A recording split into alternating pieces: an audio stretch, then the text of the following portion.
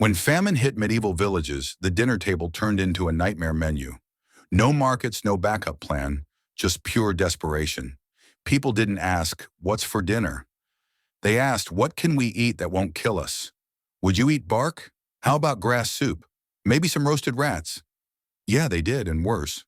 Crops failed constantly, from bad weather, war, disease, or just pure bad luck. And when they failed, people got creative, or desperate. Forget knights in shining armor. This is the real medieval survival story. So what happens when the bread's gone, the fields are empty, and your only option is whatever's crawling nearby? Get ready. We're counting down 13 of the most shocking, bizarre, and downright disturbing foods medieval villagers actually ate when survival was on the line. And trust me, by the end, your fridge is going to look like a five-star buffet. Gene the panic. The fields are bare. The last loaf of bread is gone, and there's nothing left in the pantry except maybe some moldy cheese and a whisper of hope. In the Middle Ages, this wasn't just a nightmare. It was reality.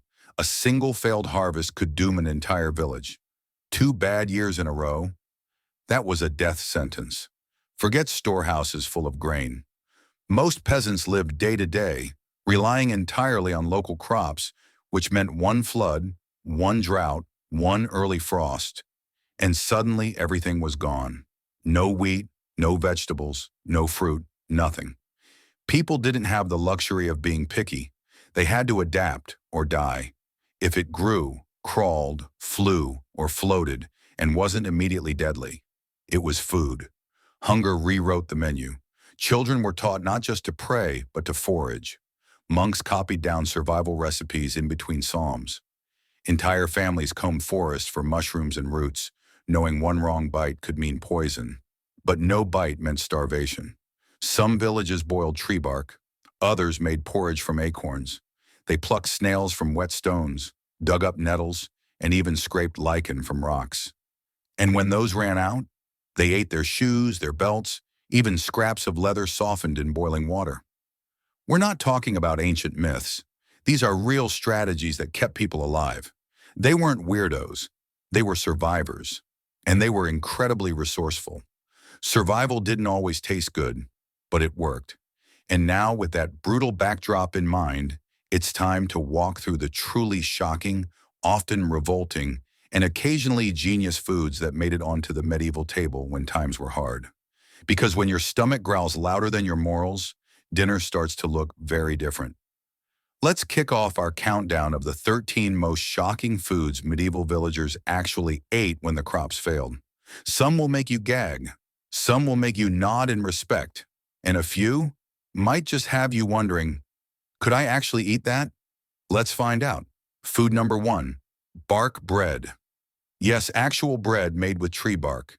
When grain ran out, villagers didn't give up. They got inventive. They stripped the inner bark, known as cambium, from pine or birch trees, dried it, ground it into powder, and mixed it with whatever flour or mashed roots they had left. The result? A bitter, chewy, dark loaf that kept people alive. Barely. It was dense, tough, and made your mouth feel like it had been in a sword fight, but it filled the stomach.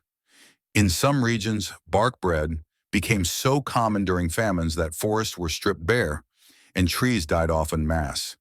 This wasn't peasant cuisine, it was sheer survival baked into a crust. Food number 2, stinging nettles nature's spicy salad. These painful little weeds grow just about anywhere, and they hurt like crazy if you touch them raw. But medieval peasants knew their secret. Once cooked, the sting disappears, leaving a leafy green rich in iron, calcium, and vitamin C. Nettles became a staple in soups, porridges, and even early herbal medicine. In times of famine, they were the original superfood. Monasteries often cultivated nettles deliberately for both their health benefits and reliability. They were a lifeline, free, fast-growing, and surprisingly tasty when stewed with a little salt and whatever scraps were lying around. Food number 3, snails slimy, slow, and surprisingly nutritious. In some places, snails were the poor man's chicken. They required zero maintenance, just a damp corner and some lettuce, and they multiplied quickly. Villagers boiled, baked, or skewered them over fires. Their shells made handy cooking containers. Even religious communities leaned in. Monks loved snails because they didn't count as meat under strict fasting rules. Add some garlic and herbs, and suddenly famine food looked like a medieval delicacy. Forget modern escargot. These snails were eaten for protein, not presentation. Food number 4. Rats disgusting? Definitely. But in desperate times, rats became dinner. They were everywhere, in barns, in cities, even in castles. Villagers set traps or hunted them at night, skinned them, and roasted them whole. Some tried to pass them off as game meat by stewing them with onions and herbs. Of course, disease was a massive risk, especially with plague-carrying fleas. But starvation didn't leave room for luxury decisions. For many, rat stew was the final barrier before death. You can't romanticize this one. It was survival, plain and simple. Food number 5, clay and dirt, geophagy. When the body screams for nutrients and there's nothing left to eat, even dirt starts to look like food. In several parts of medieval Europe, especially during long winters or sieges, people resorted to eating specific types of clay believed to contain minerals. This practice, called geophagy, was often a last-ditch effort to soothe hunger pangs. Some clays may have had trace nutrients, but most just gave the illusion of fullness. The dangers were real: parasites, stomach infections, and worse. Yet mothers gave clay to children just to stop the crying. It wasn't about taste or health, it was about not dying. These first 5 entries are just the beginning. If you think this was extreme, wait until you see what's next. Things are about to get even wilder. Food number 6, cats and dogs. Yes, it happened. When famine dug its claws deep, even the family pet wasn't safe. Cats and dogs weren't just companions, they were calories. While records of this are rare, because who wants to write that down? There are haunting accounts from sieges where people butchered animals they once played with. In 15th century France, entire city populations were reduced to eating anything with 4 legs and fur. Even noble families who once pampered lapdogs had them stewing in pots. And it wasn't just desperation, it was hidden shame. These meals were eaten in silence. People didn't talk about it, but they did what they had to do. Food number 7, acorns. They weren't just for squirrels. Acorns were one of the most widely used wild survival foods across medieval Europe. But they came with a catch. Raw acorns are packed with bitter tannins that can upset your stomach or worse. Villagers soaked them in streams for days, sometimes weeks, to remove the toxins, then ground them into flour for bread, porridge, or thickened soups. Some even roasted the nuts for a bitter kind of medieval coffee. Oak trees became as valuable as wheat fields during famines. In some areas, entire families would collect acorns like treasure, hoping to store enough for winter. Food number 8, frogs' frog legs might be a delicacy now, but for medieval peasants, frogs were just another easy protein. Nature's free-range meatballs. Swamps, ponds, and ditches became frog hunting grounds. Kids collected them in buckets.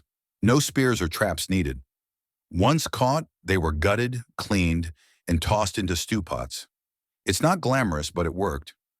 Rich in protein, easy to find, and safer than scavenged meat. In fact, some medieval cookbooks even included frog recipes, showing just how common they became during lean times. And let's be honest, when compared to dirt or boiled leather, frogs started looking downright tasty. Food number 9, boiled leather. If you've ever said, "I'm so hungry I could eat my shoes," medieval people meant it.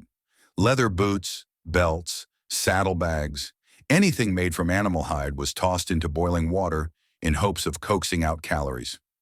It took hours of boiling to soften the tough material into something you could even chew.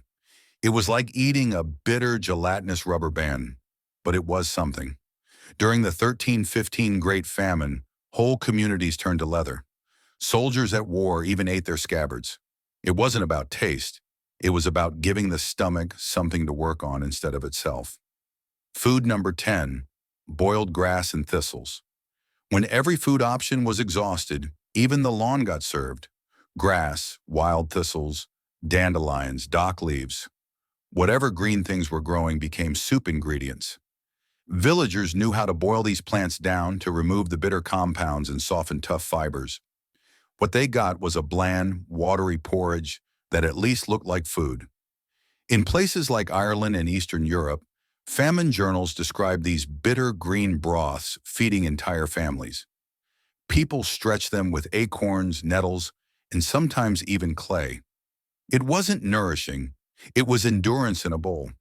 By this point, you might be wondering how anyone made it through the Middle Ages at all.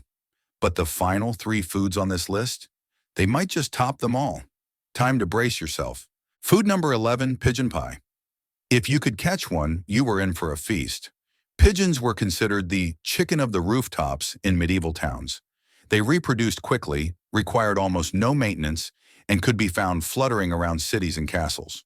Poor villagers set traps with grain, while wealthier folks actually kept dovecotes, mini pigeon hotels, for a steady meat supply. During famine, even city pigeons weren't safe. Pigeon pie became a thing. Shredded meat mixed with old bread, herbs if you had them, and baked into whatever crust was left. It wasn't fancy, but it was protein and surprisingly common. Food number 12, carrion. Yes, they scavenged. Carrion, animals that had already died, sometimes days before, became food in desperate moments. Whether it was a dead ox in the field or a rotting sheep washed downstream, people took the risk. They'd cut away the worst parts, boil what remained, and pray. It was dangerous. Rotting meat could kill you faster than hunger, but sometimes the choice was that simple: eat spoiled meat or starve. Some even believed certain herbs could cleanse rotten meat in the pot. Desperate logic, but when you're starving, you're not reading the safety label. Food number 13, blood stew. When meat was too expensive or too scarce, villagers used what they could get: blood. Collected during animal slaughter, blood was cooked into stews, thickened with barley or rye, and seasoned with onions or wild herbs. It was high in iron, warming, and strangely efficient. Some families even collected and stored blood like precious stock. It wasn't just a food, it was a survival hack. In parts of Northern Europe, blood stew became so common during famine that it got its own names in regional dialects. Imagine living in a time where even blood was too valuable to waste. These last three dishes say it all. Medieval villagers didn't just survive famine.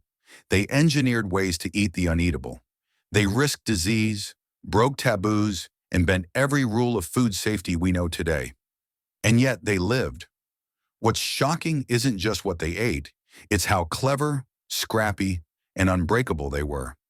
They turned bark into bread, pests into protein, and grass into soup. They didn't have a choice, but they made one anyway to keep going. Now that you've seen the full menu, what would you eat if the crops failed? The Middle Ages were brutal.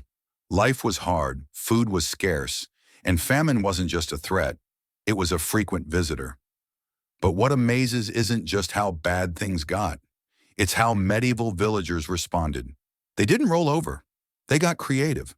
From bark bread to blood stew, every disgusting, ingenious dish we've covered today wasn't about taste. It was about staying alive. These weren't poor choices, they were the only choices, and honestly, the survival hacks are kind of impressive. Boiling leather for calories, soaking acorns to remove poison, even turning frogs and snails into dinner, these people turned desperation into invention. We talk a lot about modern resilience, but medieval villagers were built different. They looked famine in the face and said, "I guess we're eating dirt tonight." So here's the real question. Which of these 13 foods could you actually eat if your life depended on it? Drop your answer in the comments. If you enjoyed this medieval madness, smash that like button, subscribe for more weird history, and don't forget to share this with someone who still complains about kale.